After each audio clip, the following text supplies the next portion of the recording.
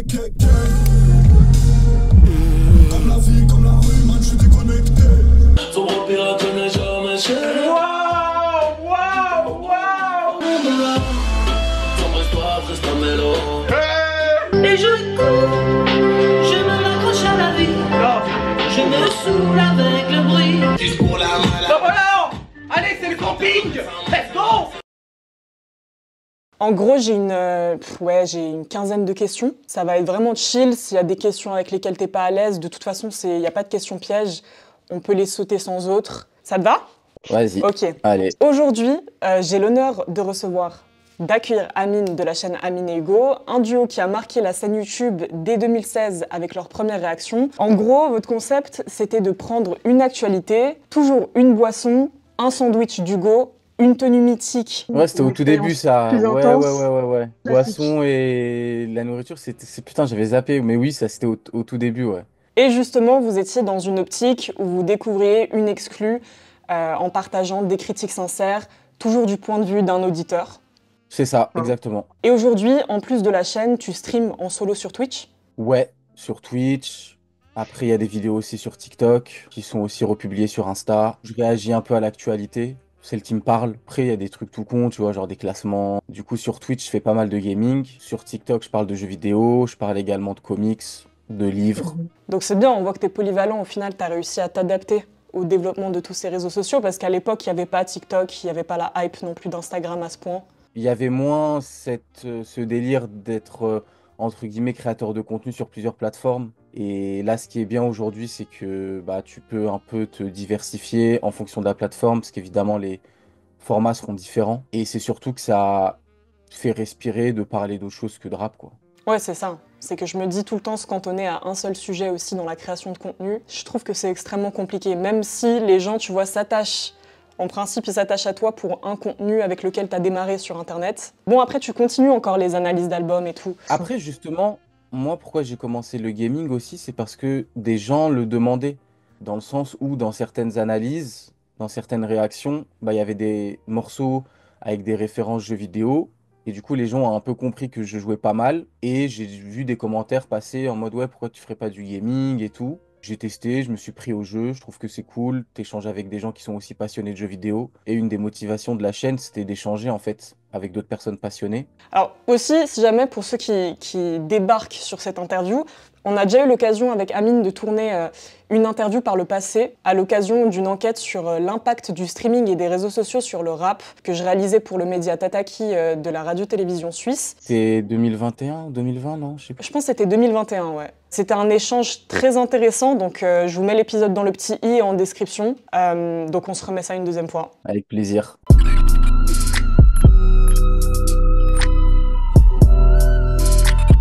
Donc, tu fais partie des précurseurs de ce game.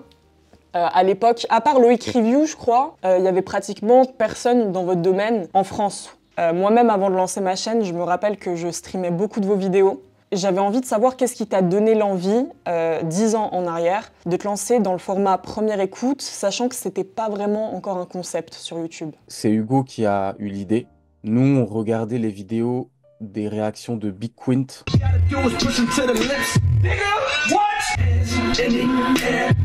Et lui, c'était vraiment de la réaction pure et dure. Il n'y avait pas d'analyse, il y avait juste j'aime, j'aime pas.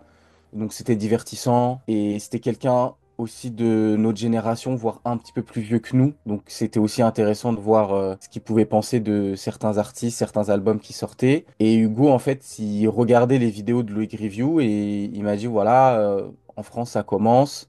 Est-ce que tu serais chaud que nous, on fasse ça aussi? Mais le fait qu'on soit deux, il y a un apport par rapport au fait d'être tout seul, parce que, comme tu l'as dit, ça peut créer du débat, parce qu'on n'a pas nécessairement les mêmes goûts. Si on remonte plus que 10 ans en arrière, si on remonte à quasiment 17 ans en arrière, on avait une page Facebook qu'on partageait avec Hugo, sur laquelle on mettait des actualités rap. En fait, on a toujours parlé de rap sous les différentes formes que pouvaient prendre les discussions sur Internet. Et avant Facebook, on était sur les forums. Donc il y avait les forums Quinry, par exemple le forum DubCC, qui est le forum de DubCNN, qui est un forum et un site plutôt axé West Coast. Il y avait aussi le forum de Rap Touquet, qui est ensuite devenu Touquet Music.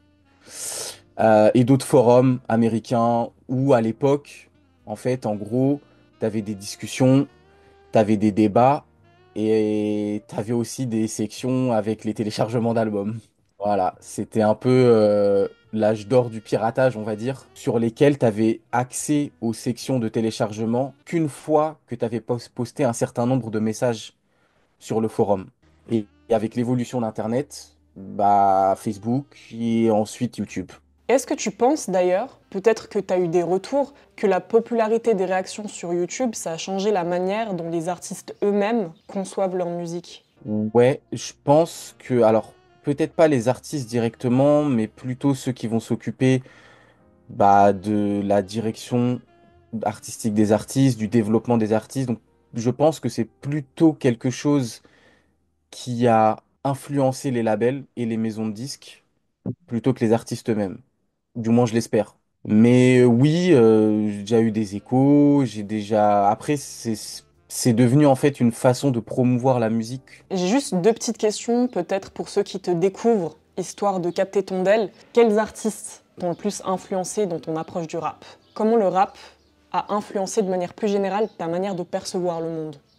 À la base, ça va être les artistes que j'ai découverts au début, avant de savoir que j'allais devenir passionné de rap. Donc moi, je me souviendrai toujours que le premier album de rap que j'ai eu, c'était Le Poisson Rouge de This Is La Peste, tout le début des années 2000 en fait. Chez The Aftermath, G-Unit, évidemment, Eminem, 50, Dre, Snoop Dogg, Exhibit. Au-delà de la West Coast, bah c'était les Nelly, c'était les Ja Rule, c'était les Fat Joe. Moi, j'ai eu Internet vers 14-15 ans, donc vers 2004-2005.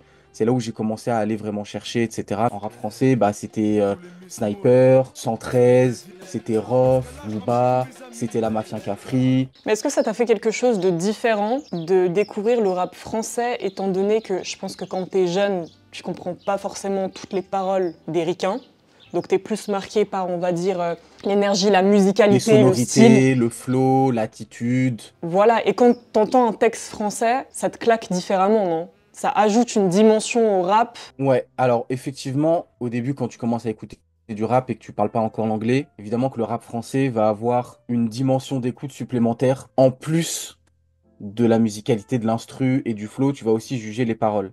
Après moi, très rapidement, même si j'avais pas Internet, que ça soit au CDI du collège ou chez des potes qui avaient déjà Internet, j'allais regarder les paroles, Zooker, un truc comme ça. C'était un des premiers sites où tu pouvais rapidement trouver les paroles. Et je me suis très rapidement intéressé aux paroles, même en rap US. Je dirais plutôt que ça a nourri des réflexions sociales, des réflexions sociétales. Ça m'a ouvert aussi sur le monde. Ça m'a ouvert sur déjà bah, les États-Unis. En rap français, bah, ça m'a permis aussi bah, de m'ouvrir à des problématiques que des personnes d'autres environnements que de celui d'où je viens peuvent vivre ou me dire, ah, c'est cool, il y a des trucs que je vois, il y a des trucs que je ressens, dont certains artistes parlent dans leur musique. Tu vois, j'aime bien dire que je m'adresse à un OG de YouTube. C'était là à une époque très pure, finalement, vu que algorithme et monétisation, c'était pas des mots qui faisaient partie de ce monde. Quel regard tu portes sur l'évolution fulgurante des contenus rap sur Internet et sur l'évolution de la plateforme d'un point de vue plus global?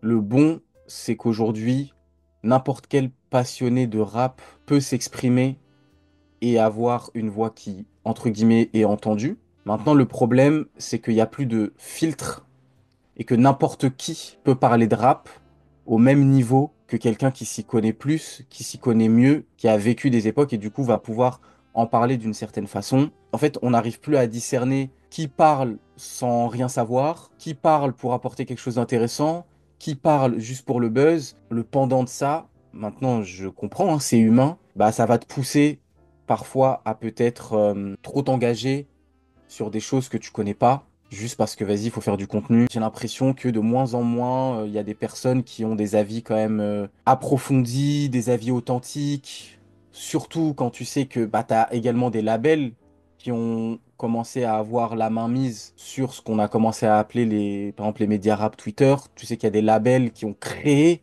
des médias rap Twitter, par exemple, je crois le média Dose. Donc tu sais plus à qui tu t'adresses et tu Ouais. sais plus qui s'adresse à toi. Est-ce que aujourd'hui, quand il y a une page Twitter, une page TikTok qui pète, est-ce que c'est vraiment une personne qui est passionnée ou est-ce que c'est une ou un industry plant, tu vois? L'intention première, bon, c'est censé être la passion et l'honnêteté, l'authenticité, quoi. J'ai l'impression que ça, c'est un peu personnel. C'est à toi de ressentir l'authenticité ou non d'un artiste et d'un média que tu vas suivre. Sauf que c'est vrai qu'aujourd'hui, il y a beaucoup de personnes qui vont suivre plus parce que c'est médiatisé ou il y a une certaine hype. Mais en fait, on est désensibilisé.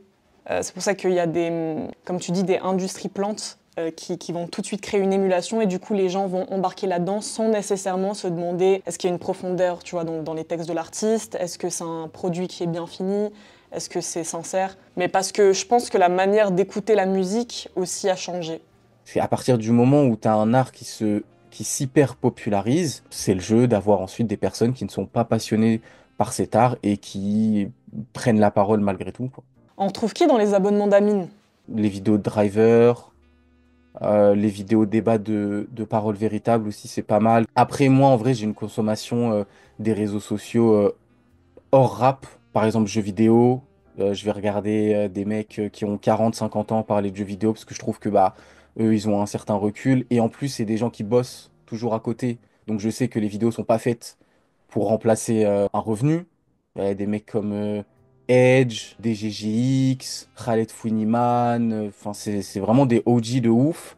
Après, moi, je suis quelqu'un qui regarde beaucoup les interviews politiques, le fait religieux, mais plutôt sous l'angle académique, historien, sociologue, ethnologue, anthropologue, etc. Des conférences d'universitaires comme Thomas Romer, spécialiste de l'Ancien Testament, des vidéos sur la chaîne Iremo, IRE2MO. Sur le rap, on va se dire que je vais plus regarder les vidéos d'interviews rap américain.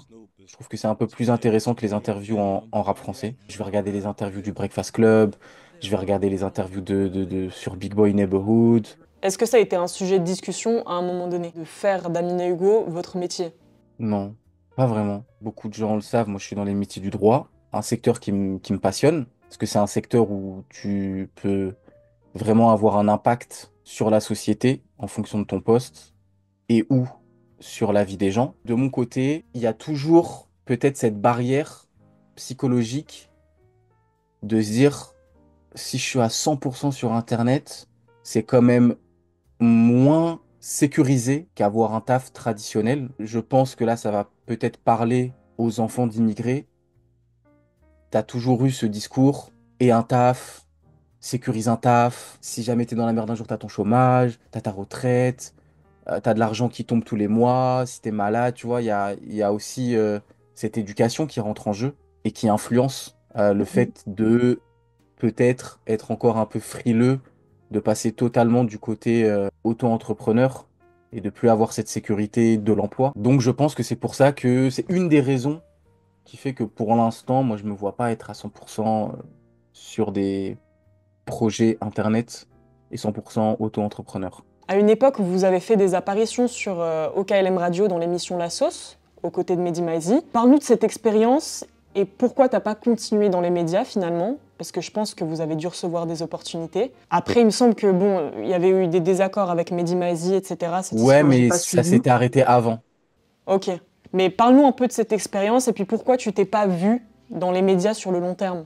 Ouais, alors en gros, en vrai, c'était une bonne expérience. Comme Après, c'est ma vision des choses, comme toute expérience dans la vie. C'était une découverte d'un autre monde. C'était également de la curiosité pour, comme tu le dis, savoir si j'apprécie ou si j'apprécie pas. Moi, je me suis rendu compte, en fait, avant même qu'on en discute avec Mehdi, j'en parlais avec Hugo, que j'allais terminer la saison parce que je m'étais engagé, mais que je remballerais pas pour une deuxième saison. Rien à voir avec les gens, rien à voir avec l'humain. C'est juste que moi, ça me plaisait pas, en fait, de faire des interviews. Tout simplement. C'est un exercice à part, c'est un exercice particulier, c'est un exercice qui peut s'avérer très difficile en fonction de la personne que tu as en face, si la personne est réceptive, si la personne est ouverte et tout. Et moi, en fait, ça me faisait chier. Ouais, je capte de fou. Ce qui m'intéresse, c'est plus les discussions plutôt qu'être dans la position où j'interviewe quelqu'un. On a YouTube. Pourquoi aller sur un média alors qu'on peut faire les choses nous-mêmes, avec beaucoup moins de budget. Mais peu importe, parce que c'est YouTube, c'est pas la télé, on s'en fout du budget que t'as. Tant que tu fais les choses avec sincérité et qu'avec un peu de rigueur, les gens sont réceptifs. Mon activité, entre guillemets, dans le rap, elle se distingue de mon activité dans le monde du travail, où je suis employé, où j'ai un lien de subordination. Je me suis dit, non, Amine, garde ton activité dans le rap totalement indépendante. T'arrives à expliquer quel modèle économique existe en tant que youtubeur rap? Enfin, c'est quoi les rentrées d'argent potentielles pour dévoiler un peu les backstage, tu vois? T'as la monétisation classique de YouTube. Je sais que ça va être en fonction du nombre de vues, la durée moyenne de visionnage de ta vidéo, l'engagement. Après, tu vas avoir les différents partenariats commerciaux, ce qu'on appelait avant les placements de produits. Tu peux avoir également des commandes de labels ou d'artistes. Ils vont te dire, ouais, est-ce que vous pourriez parler de tel artiste, vous pourriez parler de telle musique. Si tu commences à avoir des scripts et tout, bah, tu peux avoir des aides aussi, du CNC ou d'organismes un peu équivalents pour la création de contenu sur Internet. Et après, tu peux évidemment être signé chez des entreprises comme Webedia qui vont t'aider sur le matos, qui vont t'aider sur les studios. Toi, ça a jamais été un truc? Je vais pas mentir et dire non, ça ne l'est pas. On n'a jamais été confronté à la proposition, donc aujourd'hui, je sais pas si on dirait oui ou non. Ça dépendra toujours de l'indépendance qu'on garderait. Si on nous demande d'une certaine ligne éditoriale, c'est sûr qu'on dira non. Si on nous oblige à écouter certaines choses, c'est sûr qu'on dira non. Pour éviter de tomber dans, comme je te disais, le même schéma que le monde du travail. Totalement, c'est ton espace de liberté quand même, YouTube. C'est ça, exactement. Je pense que tu vas tout de suite capter où je veux en venir, mais ça, à nos débuts, chaque nouvelle information, que ce soit un partage, un commentaire, etc., c'est assez marquant. C'est quoi le premier souvenir mémorable qui te vient en tête? Bah, en fait, c'est plutôt un ressenti, une atmosphère, des commentaires qui tournent un peu au ridicule, à la dérision, de par certains accoutrements. Aussi parfois la surprise des gens, de pas trop comprendre, mais c'est quoi ce délire de réagir devant la caméra, qu'est-ce qu'ils racontent, c'est qui eux. Cette critique, mais plutôt dans le sens, enfin, c'est gentil, tu vois, genre c'est qui ces mecs-là, c'est qui ces mecs chelous, Moi, j'ai une question vraiment. Tes accoutrements, ils viennent d'où? de Chine. Mais d'où cette passion, tu vois, pour te saper comme ça? Bah, en fait, je suis parti en Chine. Et c'était à Shanghai. Et on a fait avec un pote à moi un des marchés de Shanghai. Et je sais pas, je trouve que le vêtement est beau, quoi. Donc j'ai acheté. J'ai trouvé esthétiquement, j'ai kiffé. J'ai commencé à porter ça même en vidéo parce que je me suis dit, c'est cool, c'est des trucs que je viens d'acheter. Je vais les porter en vidéo et tout. Je suis déjà sorti avec, j'ai déjà fait des soirées avec et tout, hein. Moi, bien sûr. J'ai déjà fait le dernier Nouvel An, j'étais habillé comme ça. Ah, ça me bute. Mais c'est bien, au moins t'as ta personnalité, t'as ton délire et tout, c'est pas commun, on te reconnaît, on se souvient de toi, quoi. Ouais, voilà, c'est vrai. Ça faisait interagir dans les commentaires, non, c'était marrant, je me rappelle. À chaque fois, il y avait une nouvelle dégaine, tu vois. Exactement, il y a des commentaires super drôles là-dessus et tout. Donc, il y a le côté, bah, je joue le jeu, des commentaires et tout. Il n'y a pas vraiment de habillé normalement ou pas, hein. C'est juste des vêtements d'une autre culture. On avait déjà un peu abordé ça dans notre première interview, mais comment est-ce que tu perçois l'évolution de l'écoute de la musique, mais aussi de l'industrie? Quel ressenti t'as par rapport au changement? Tous les points négatifs dont on avait parlé se sont développés. Se sont amplifiés, tu penses? Ouais, ouais. C'est encore de plus en plus générique, c'est encore de plus en plus calculé. Côté négatif, en fait, c'est que si tu sais pas te limiter, ça peut vite devenir boulimique en fait. T'es là, tu veux tout écouter, tu vas dans nouveaux albums du jour, nouveaux titres suggérés, et t'es là, t'écoutes tout, et c'est l'excès.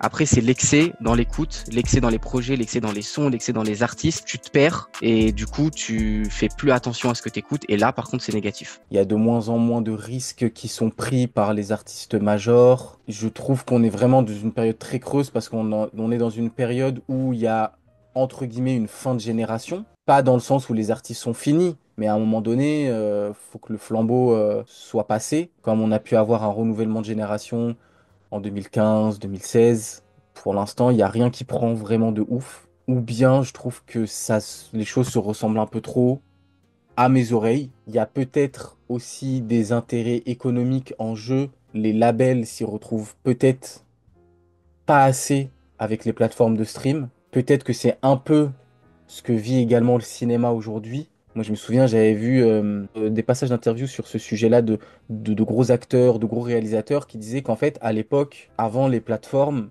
les studios étaient moins frileux de prendre des risques parce que même s'il n'y avait pas une énorme rentrée d'argent au cinéma, tu avais toujours derrière l'exploitation VHS, l'exploitation DVD, l'exploitation Blu-ray, qui aujourd'hui est de moins en moins présente. Et je pense que c'est un peu la même chose de toute manière, vu la popularité du rap aujourd'hui, en proportion, il y a moins de passionnés qu'il n'y a de passionnés. Je pense pas que ça va changer tant que le rap sera la musique la plus écoutée. Je sais pas si un jour ça va redescendre et on va un peu plus se retrouver entre personnes passionnées. T'es nostalgique? Bah, en vrai, après, pour les rappeurs, je suis pas trop nostalgique parce que les rappeurs, je pense, se font plus de thunes. Mais si je prends uniquement ma position d'auditeur, ouais, je trouve que je suis quand même nostalgique parce que avant, quand tu parlais avec quelqu'un de rap, il y avait autant de radicalité dans les prises de position sur le rap, mais avant, elles étaient plus construites. Mais c'est aussi le format qui veut ça. Il y a une différence de format entre un forum et Twitter. Donc, à partir du moment où tu as de moins en moins d'étapes pour exprimer ton point de vue, bah, tu vas avoir plus en plus de personnes qui ne sont pas passionnées. Mais du coup, justement, t'as quel rapport à l'écoute de projets? C'est-à-dire qu'au quotidien, est-ce que tu vas plutôt streamer des anciens albums qui sont des classiques pour toi et t'as tout le temps les mêmes en boucle? Ou est-ce que tu vas toujours être porté sur la nouveauté et dès que t'as une pépite, tu l'enregistres? Ou est-ce que tu restes dans ta zone de confort? T'as un peu des deux? Ouais, j'ai un peu des deux. Maintenant, je dirais, on va dire, ouais, 65-35. 65, la zone de confort. Mais en fait, c'est la zone de confort, ce que j'appelle la zone de confort élargie. Ça veut dire que ça va être plutôt la zone de confort d'une période que soit moi j'ai vécu ou un peu avant, qui est l'âge d'or du rap, genre les années 90 et tout. Parce que j'ai encore énormément de choses à découvrir. Genre là, récemment, je me suis vraiment penché sur la discographie de Fat Joe, que je connaissais pas énormément. Slow down, baby. Let you know from the gate. I don't. En vrai, il y a des projets, mais bah, ils sont un peu secrets pour l'instant. Mais au moins, il y a des choses qui se préparent, ok. Mais il y a des choses pour la bonne et simple raison que nous, on a envie d'évoluer sur ce qu'on propose. Mais sinon, sur ce que les gens savent déjà, bah, c'est que nous, on a un petit peu plus envie de parler et d'écouter des choses hors actualité. Vous devriez faire des éditions spéciales albums de merde. Vous prenez des trucs vraiment à chier, tu vois, et tu les écoutes Ouais, après, et il tu les faudrait qu'on les commentes. trouve déjà ou qu'on nous les suggère. Mais tu regardes peut-être les notes, enfin, il y a sûrement, tu vois, des critiques qui tournent sur Internet. Oui, et reprendre les trucs avec les notes les moins bonnes. Et oui, Ouais, ça peut être. Ouais. Et ce serait d'essayer de marrant ça. comprendre pourquoi est-ce que ce truc est aussi nul. Ah, de ouf. Après, sur le plan purement personnel, bah écoute, moi j'ai mes projets dans le droit, j'ai entre guillemets expatriation vers les États-Unis, je sais pas combien de temps ça va durer. Donc ça mettrait en pause éventuellement la chaîne. Non, parce que en gros, une des raisons aussi pour laquelle j'ai commencé à faire un peu plus de Twitch et tout, c'était aussi dans cette perspective-là, de me dire, on va pouvoir faire des écoutes à distance. Tu vois, maintenant sur Twitch, il y a une fonctionnalité multi-stream. Ah, les moyens technologiques permettront de continuer à faire des écoutes à deux. Et à chaque fin d'interview, il y a une tradition sur Cozy Space. Quelle est la leçon de vie que tu as apprise jusqu'à maintenant et que tu voudrais partager avec le reste du monde? La leçon de vie, si j'essaie de rattacher au sujet de l'interview, bah, qui est l'activité sur YouTube, ce serait vraiment de se détacher de ce que les gens pensent de vous, de se détacher de ce que les gens attendent de vous, et vraiment uniquement de se concentrer sur ce que vous voulez, et ne pas avoir peur d'évoluer dans ce que vous voulez, quitte à décevoir des gens, quitte à surprendre de façon positive ou négative des gens, et de toujours avoir un regard critique sur vous-même pour avancer et pour vous bonifier en tant que personne, parce que bah, si vous vous regardez il y a 5 10 ans, il y a des choses où vous vous dites, ah, j'aurais peut-être fait les choses différemment, vous l'avez fait, vous l'avez dit, ça doit être une leçon pour vous avancer, mais il faut que ça vienne de vous, il faut pas que ça vienne des autres, parce que si ça vient des autres et que vous n'êtes pas en phase avec ce que les gens disent de vous, ou pensent de vous, de ce que vous avez fait ou de ce que vous avez dit, bah, vous allez sortir de votre démarche authentique et tôt ou tard, vous referez les mêmes erreurs. Je te remercie Amine pour cette discussion riche et sincère. Je crois que du coup, derrière chaque créateur se cache une quête intérieure. Et aujourd'hui, tu nous as permis de mieux comprendre la tienne. Donc, tu as assuré. Vous pouvez retrouver tous ces réseaux en description, bien évidemment. Prends soin de toi. Prenez soin de vous. Prenez Merci soin de beaucoup. vous. Allez, Et on se passez retrouve une bonne très journée. bientôt. Ciao.